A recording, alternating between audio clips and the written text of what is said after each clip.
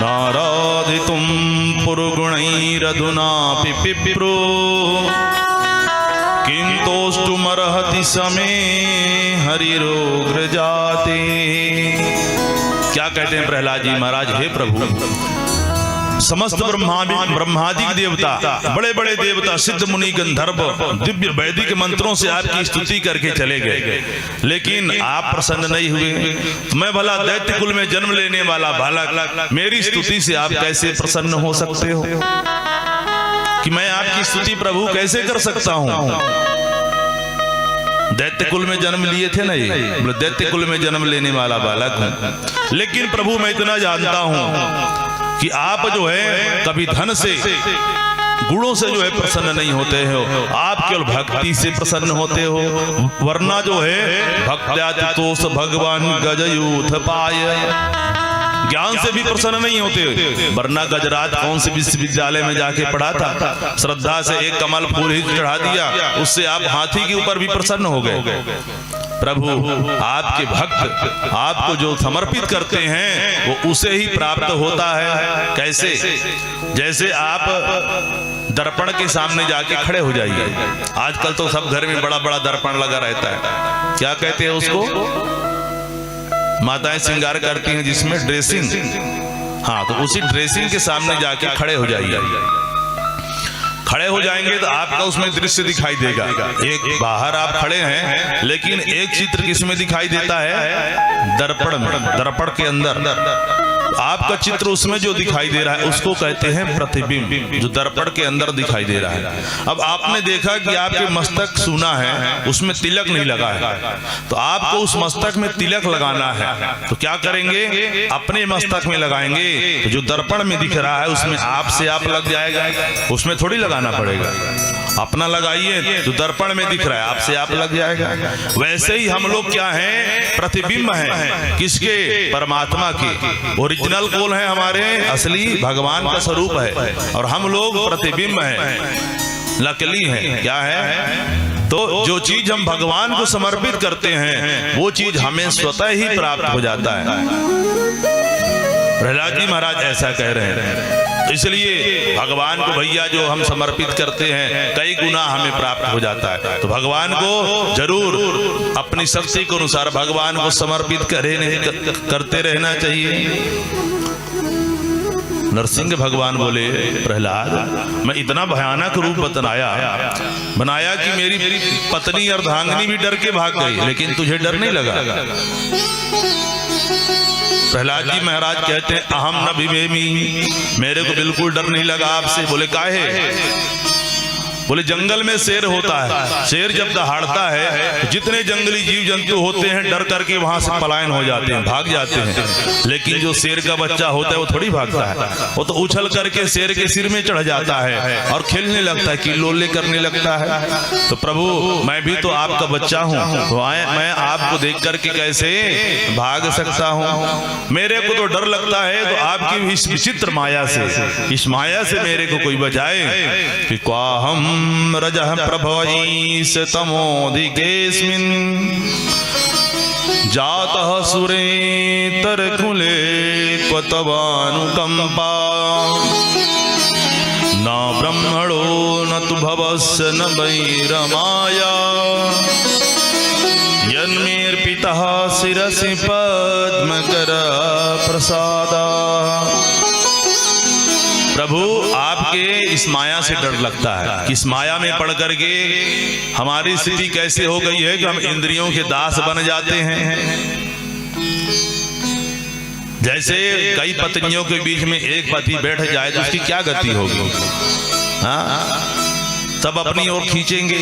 उसी प्रकार से ये 10 पत्नियां ही हैं, इंद्रियां जो हैं क्या है? पत्नियां, और एक उसमें जीवात्मा फंसा रहता है। सब अपना अपना चाहते हैं। आंख कहता है भैया ये दृश्य दिखाओ, जीवा कहता है ये खिलाओ। तो सबकी अलग अलग जो है इच्छाएं होती है, मन कहीं और जाना चाहता है। तो आप मेरे को डर लगता है आपकी इस विचित्र माया से। यदि आपकी कृपा इतनी हो जाए कि माया से इंद्रियों को हम वश में कर लें तो सबसे बड़ा आपका उपकार हमारे ऊपर होगा। इस प्रकार से प्रहलाद जी महाराज सुंदर भगवान की स्तुति कर ही रहे थे। भगवान बोले, ये बताओ भैया तुमको क्या चाहिए? इतना लंबा चौड़ा जब से हमारी प्रशंसा कर रहे हो, कुछ चाहिए तो बताओ, जो मांगोगे वो मैं देने को तैयार हूँ। प्रहलाद जी महाराज बोले, माम प्रलोभयत, अरे हमको लोभ मत दिखाइए। जो कुछ पाने के लिए भगवान का भजन करता है वो भगवान का भक्त नहीं हो सकता। न सब वृत्य सवई बड़ी, वो तो सच्चा व्यापारी हो गया कि कुछ पाने के लिए भगवान का नाम ले रहा है। सच्चा दास कौन है? जिसके मन में कुछ भी इच्छा ना हो, निस्वार्थ भाव से भगवान का पूजन जो है करते रहे। अरे बोले भैया फिर भी कुछ तो मांग लो। प्रहलाद जी ने सोचा, भाई जब अपने से बड़े बार बार कहें कि भैया ये चीज ले लो तो ले लेना चाहिए, नहीं बड़ों का जो है अपमान होता है। ठीक है प्रभु, आप यदि देना चाहते हैं, मेरे ऊपर प्रसन्न है तो मेरे को ये दे दीजिए। बोले क्या? यदि राशि समे राजन, यदि राशि समे कामान, वरास्तम वरदर्शभ, कामानां हृदय संरोहम, भवतस्तु वृणे मम। प्रहलाद जी महाराज बोले, प्रभु यदि आप हमको देना चाहते हैं ये दे दीजिए कि हम कभी किसी से कुछ ना मांगे। बोलिए राधे राधे। हाँ, कभी हम किसी से कुछ ना मांगे, मांगा भी तो क्या बताइए। प्रहलाद जी महाराज कहते हैं भगवान जीवों को उसकी कामनाएं जो है बहुत परेशान करती हैं, तड़पाती है उसकी कामनाएं।